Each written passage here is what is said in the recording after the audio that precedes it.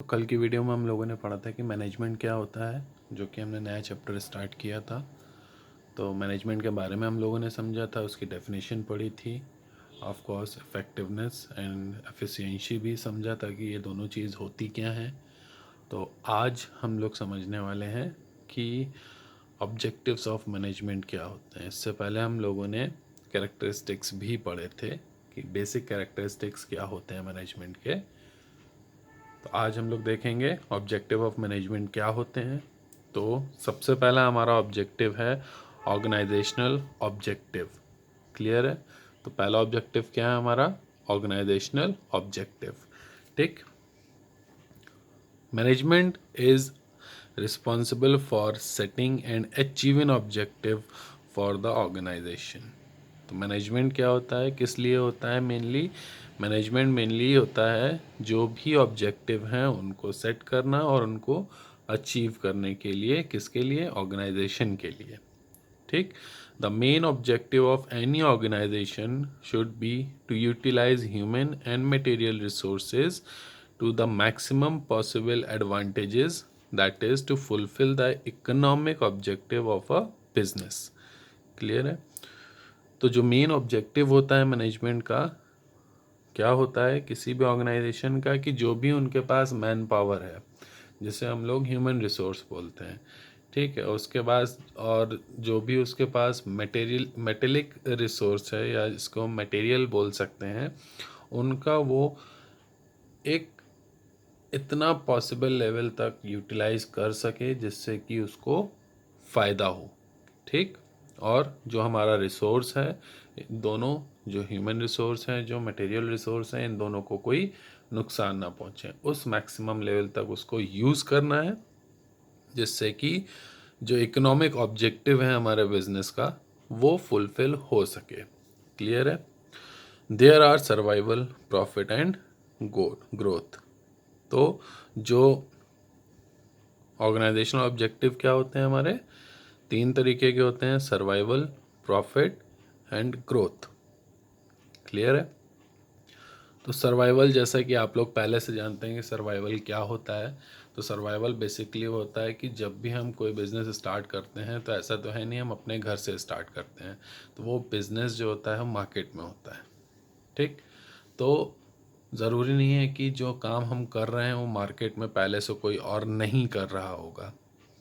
तो इसलिए बिज़नेस के लिए ज़रूरी होता है कि मार्केट के अकॉर्डिंग अपने आप को ढाले, जिससे कि वो मार्केट में सरवाइव कर सके। अगर सरवाइव नहीं कर सकेगा तो बिज़नेस किसी काम का नहीं है, किसी भी तरीके कोई प्रॉफिट नहीं देगा। सेकंड पॉइंट आता है हमारा प्रॉफिट। प्रॉफिट क्या होता है? जब भी हम कोई बिज़नेस अपना स्टार्ट करते हैं तो एक चीज़ ध्यान में रख के करते हैं कि ये हमें कितना प्रॉफिट देगा। तो जो भी हम मेहनत करते हैं बिज़नेस को लेके, जितना भी पैसा हम लगाते हैं, जितना भी रिस्क लेते हैं, उसके अगेंस्ट में जो हमें रिवॉर्ड मिलता है उसको हम लोग क्या बोलते हैं? प्रॉफिट बोलते हैं। एंड थर्ड टर्म है हमारा ग्रोथ। ग्रोथ क्या होती है? जब भी बिजनेस प्रॉफिट में जाता है तो जो बिजनेसमैन होता है वो क्या चाहता है कि उसका बिजनेस एक्सपेंड करे, श्रिंक ना करे, उसको बढ़ाए। ठीक। तो इसी बढ़ावे को हम लोग बोलते हैं ग्रोथ। तो ये 3 ऑर्गेनाइजेशनल ऑब्जेक्टिव होते हैं: survival, profit and growth. Clear है ये सबको? आगे बढ़ते हैं। Social objective. सोशल ऑब्जेक्टिव क्या होते हैं? It involves the creation of profit benefit for society. इसमें क्या इन्वॉल्व होता है? जो भी बेनिफिट्स हैं वो क्रिएट करें सोसाइटी के लिए। ठीक। अपना काम तो हम कर ही रहे हैं, साथ ही साथ सोसाइटी को भी बेनिफिट पहुंचाएं। As a part of society, every organisation, whether it is business और non business, has a social obligation to fulfil. Clear है? तो कोई किसी भी तरीके का बिजनेस हो, भले ही वो एनपीओ हो या एनपीओ जिसको हम लोग नॉट फॉर प्रॉफिट ऑर्गेनाइजेशन बोलते हैं, या फिर बिजनेस हो कोई प्रॉफिट करने के लिए ही क्यों ना हो फिर वो। ठीक।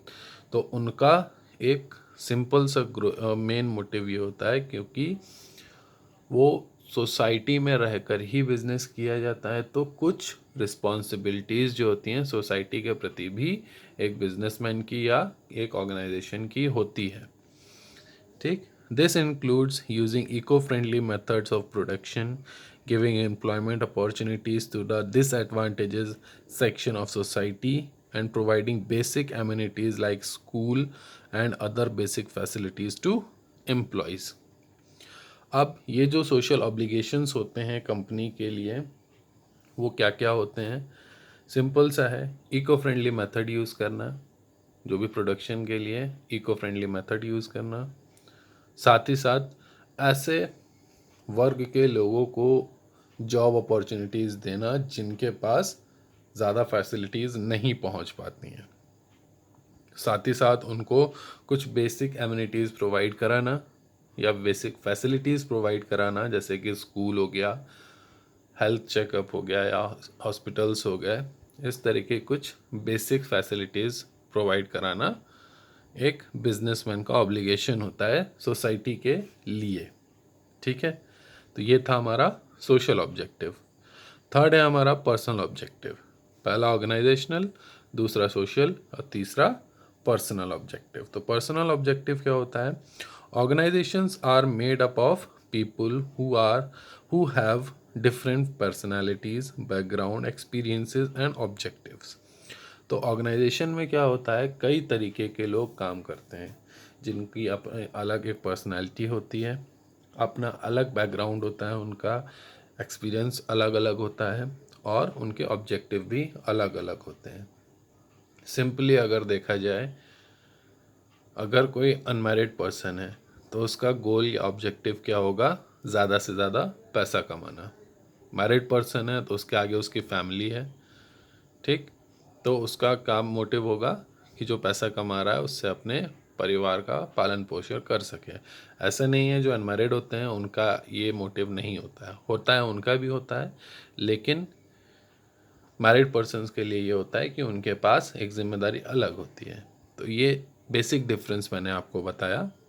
ठीक, तो उनकी अपना अलग ऑब्जेक्टिव होते हैं, उनके अलग एक्सपीरियंसेस होते हैं, किसी के पास बहुत ज़्यादा एक्सपीरियंस होता है, किसी के पास कम होता है, सबका अपना अलग बैकग्राउंड होता है, कोई अच्छे बैकग्राउंड से होता है, कोई लो बैकग्राउंड से होता है, कोई मिडिल क्लास बैकग्राउंड से होता है, अपनी अलग पर्सनैलिटी होती है ना।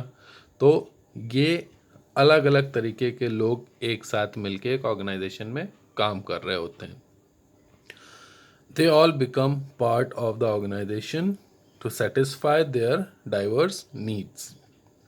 तो ये जो लोग होते हैं ये सब मिलकर एक ऑर्गेनाइजेशन में काम करते हैं, किसके लिए? जो अलग अलग तरीके की उनकी नीड्स हैं उनको फुलफिल करने के लिए। क्लियर है ये?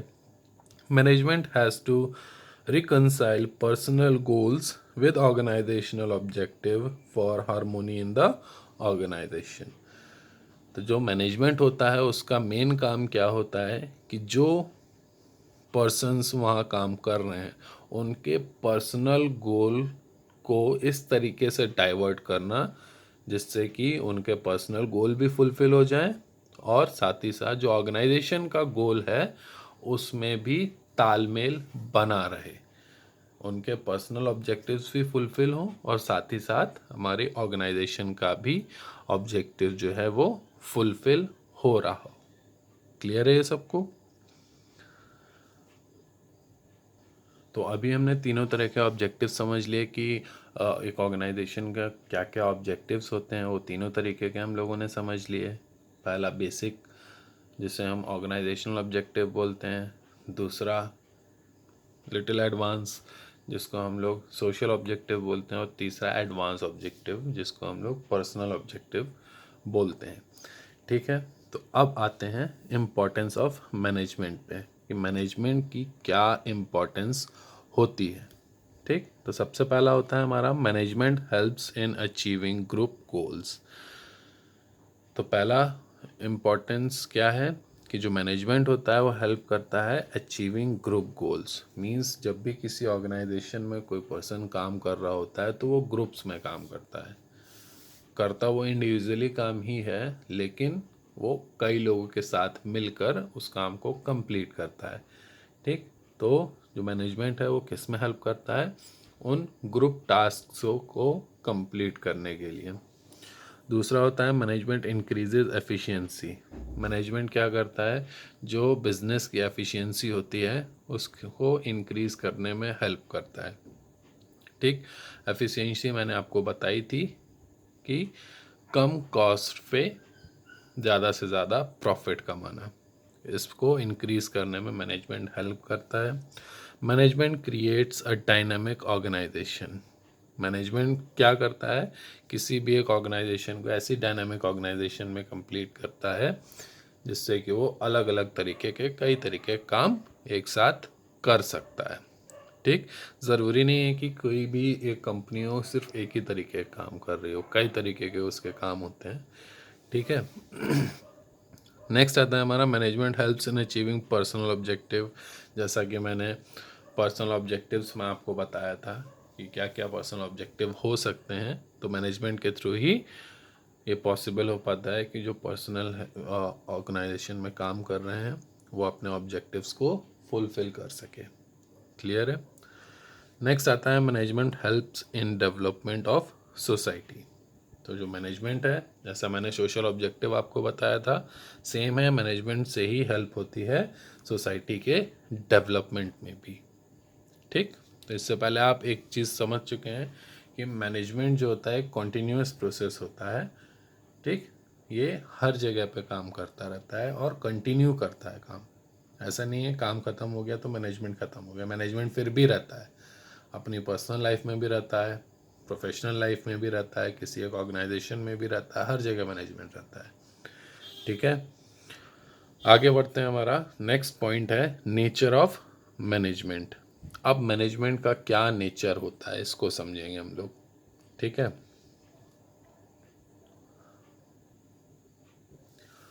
Basically management is as old as civilization. जो मैनेजमेंट होता है वो इतना पुराना है जितनी हमारी सभ्यता है। ठीक, although modern organizations are of recent origin, organized activity has existed since the time of the ancient civilization। लेकिन फिर भी क्या है, जो हमारा मॉडर्न ऑर्गेनाइजेशन है वो रिसेंटली ही बना है, लेकिन फिर भी उसमें जो ऑर्गेनाइज एक्टिविटीज़ हैं उनका एग्जिस्टेंस कब से है, जब से हमारी एंशियंट सिविलाइजेशन है, मींस पुरानी सभ्यता जब से है तब से हमारी मैनेजमेंट या ऑर्गेनाइज एक्टिविटीज़ एग्जिस्ट कर रही हैं। क्लियर है ये। The earliest management practices were a set of rules and regulations that grow out of the experiences of governmental and commercial activities। Clear है। जो पहले का मैनेजमेंट होता था उसमें क्या होता था, ज़्यादा से ज़्यादा रूल्स एंड रेगुलेशंस को फॉलो किया जाता था। किसके एक्सपीरियंस से, जो गवर्नमेंट और सोशल एक्टिविटीज़ हैं उनके एक्सपीरियंस से। क्लियर है। The term management today has several different connotations that highly the different aspects of its nature। लेकिन आज का जो मैनेजमेंट है वो क्या है, जो एंशियंट मैनेजमेंट था या अर्लीस्ट मैनेजमेंट था उससे अलग है। क्लियर है ये। The study of management has evolved over a period of time along with the modern organisations based both on the experience and practice of the managers and a set of theoretical relationships। तो जो management की study है, पहले study तो नहीं होती थी, सिर्फ एक्सपीरियंस पे बेस होता था मैनेजमेंट। ठीक, लेकिन आज के टाइम में क्या है, इसके लिए स्टडी, एक प्रोफेशनल स्टडी कराई जाती है जो कि क्या होता है, एक्सपीरियंस और प्रैक्टिस दोनों पर बेस होती है।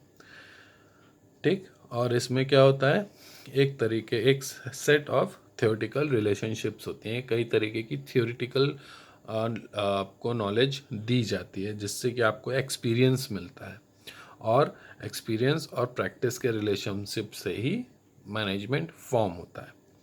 Over a period of time it has grown into a dynamic subject with its own special characteristics. तो जैसे जैसे टाइम बढ़ता गया, मैनेजमेंट का क्या हुआ, एक डायनामिक सब्जेक्ट बन गया, ठीक है, और इसकी एक अपनी स्पेशल कैरेक्टरिस्टिक बन गई।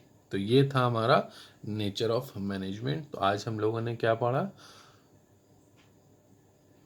जो भी ऑब्जेक्टिव्स हैं मैनेजमेंट के उसके बारे में पढ़ा, सोशल ऑब्जेक्टिव पढ़े, ऑर्गेनाइजेशनल ऑब्जेक्टिव पढ़े, पर्सनल ऑब्जेक्टिव पढ़े, इम्पोर्टेंस ऑफ मैनेजमेंट पढ़ा और नेचर ऑफ मैनेजमेंट भी पढ़ा। तो हमारा काम अब ये है कि इस वीडियो को अच्छे से देखना और इसके बाद जो आपको वर्कशीट मिलेगी उस वर्कशीट को कंप्लीट करना और उसको सेंड करना, ठीक है। और कोशिश करिएगा कि जो भी वर्कशीट आप सेंड कर रहे हैं वो जो हमारा टाइम है उसी टाइम के अंदर ही सेंड कर दें। आपको 2 घंटे मिल रहे हैं वर्कशीट कंप्लीट करके सेंड करने के लिए, और इसमें प्रॉब्लम कोई नहीं है। जो भी वर्कशीट मिल रही है आपको वो इस वीडियो से ही रिलेटेड है, ठीक है। जो भी कंटेंट आपको दिया जा रहा है उसी से रिलेटेड आपको वर्कशीट भी प्रोवाइड कराई जा रही है। तो आपको परेशान नहीं होना है, सिंपल है, आप वीडियो देखिए, आपको सारे क्वेश्चंस के आंसर मिल जाएंगे। ओके बेटा।